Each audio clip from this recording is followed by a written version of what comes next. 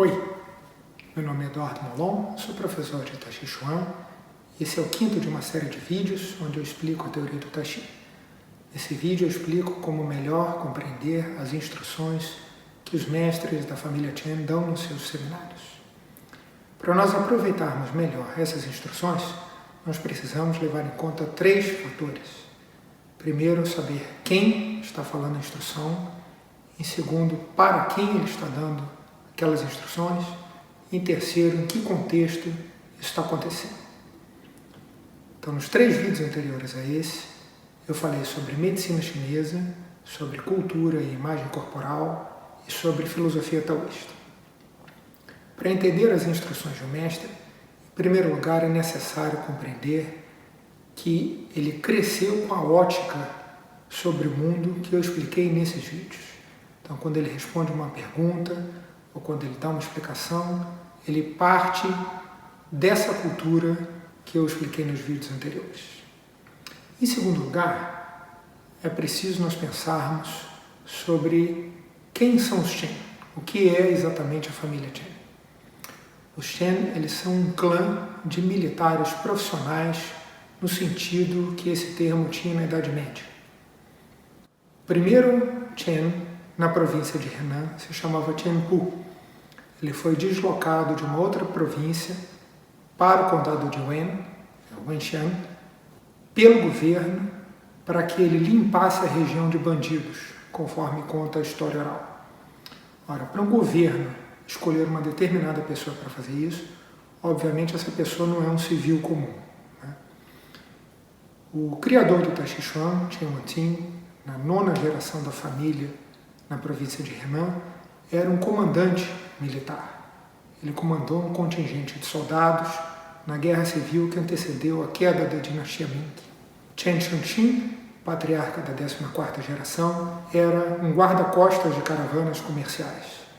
Então ele era contratado para comandar uma equipe de seguranças que acompanhava uma caravana comercial no interior rural da China há 200 ou 300 anos atrás. Os mestres da 15ª geração da família Chen comandaram a luta contra os rebeldes Taiping na região de Wenxian. A isso, nós precisamos somar a ideia que os chineses tradicionalmente fazem do progresso profissional durante a vida para quem pratica uma arte familiar, qualquer que seja ela. Então, entre o nascimento e os 20 anos, considera-se que praticamente não conta a pessoa uma criança.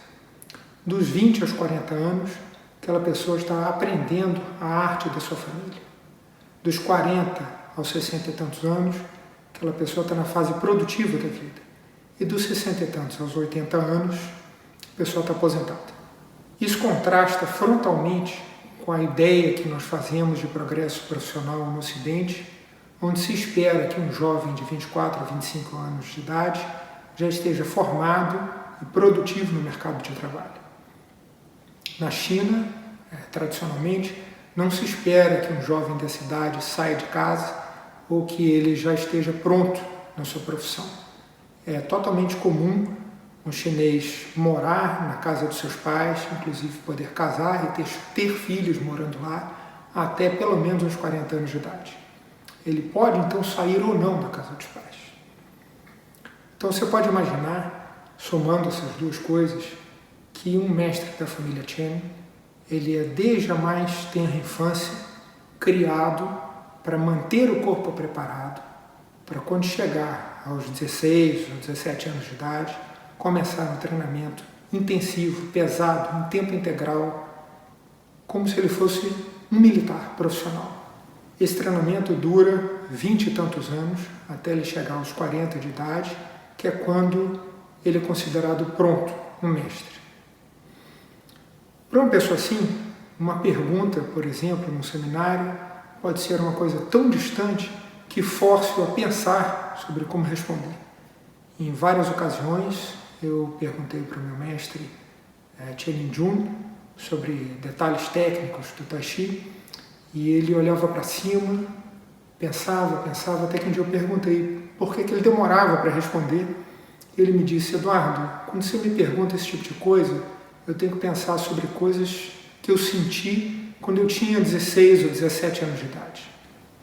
Adicionalmente, a gente tem que lembrar que o ensino de uma arte familiar na China é completamente diferente da educação em massa a qual nós estamos acostumados. Então, o mestre da família Chen, ele aprende a arte da sua família, que vem de séculos e de várias gerações, ou com seu pai, ou com seu tio, que é muito diferente de aprender numa escola, numa faculdade.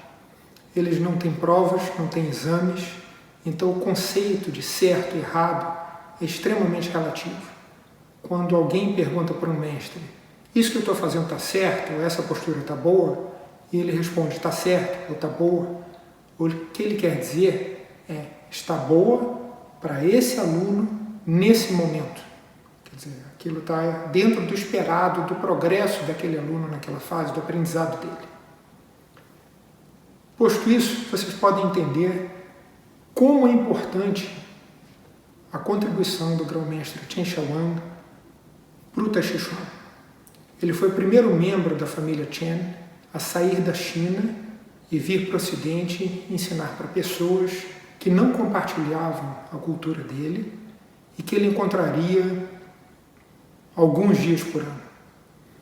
Essa conjuntura forçou Chen Xiaowang a tornar o Tai Chi Chuan um sistema com um método didático claramente definido, onde as explicações sobre os princípios teóricos por trás da prática foram tornadas claras e explícitas.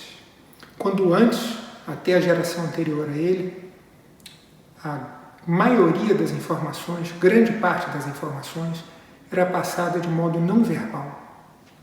Então, ele foi a pessoa que formalizou o método de ensino da família. Sobre isso tudo, a gente ainda tem que considerar o contexto onde está sendo ensinada uma aula. Num seminário com 30, ou 50 ou 60 pessoas, por melhor que seja um mestre, ele tem um limite de tempo para dedicar a cada aluno. Por um lado, ele pode dar instruções sobre a postura, imprecisas verbalmente, porque ele vai atender cada um individualmente e vai consertar a postura de todos individualmente, o que complementa as instruções verbais dele. Por outro lado, se você pensar que tem 40 pessoas no seminário e ele vai corrigir a postura de todo mundo, ele não pode despender mais do que 1 minuto com cada pessoa, senão o cara que recebeu a instrução primeiro vai passar 40 minutos parado na postura. Imagina se ele passar 2 minutos corrigindo a postura de alguém. Onde um seminário está sendo dado também tem importância. Por exemplo, se o seminário está sendo dado num determinado país pela primeira vez, se o seminário está sendo ensinado ali pela 10ª vez, isso faz variar como o mestre pode passar as instruções dele, qual é a profundidade do ensino que ele pode oferecer. Se uma aula está sendo ensinada em Tianjiagou, para alunos que desperderam tempo, energia, até o dinheiro para chegar lá, o mestre que está ensinando a aula pressupõe um nível de dedicação e de compromisso, é claro, diferente do que para as pessoas que foram no seminário na própria cidade. Isso é lógico, né? Então, uma vez eu perguntei ao meu Shifu, Chen Jun, por que ele havia ensinado uma coisa de um jeito no ano anterior, diferente do jeito que ele estava ensinando naquele ano que eu perguntei. Ele me respondeu o seguinte: Eduardo, o ensinamento é algo vivo. Eu mudo, os alunos mudam e o ambiente muda. Então, só a ideia de que um mestre muda já é, às vezes, surpreendente para um aluno ocidental. A palavra mestre tem uma carga que parece que aquela pessoa atingiu um determinado nível estático. E não é verdade, né? Se você pensar num mestre da família de 40 anos de idade, com 50 você espera que ele seja muito melhor do que ele era com 40 anos, porque ele treinou mais 10 anos. Além disso, existe a questão de em que sociedade esses mestres foram criados, né? A sociedade chinesa ela tem uma influência muito forte na sua construção da filosofia confucionista e existem regras rígidas sobre como cada um deve se comportar. Os mestres da família Chen foram criados dentro dessa sociedade.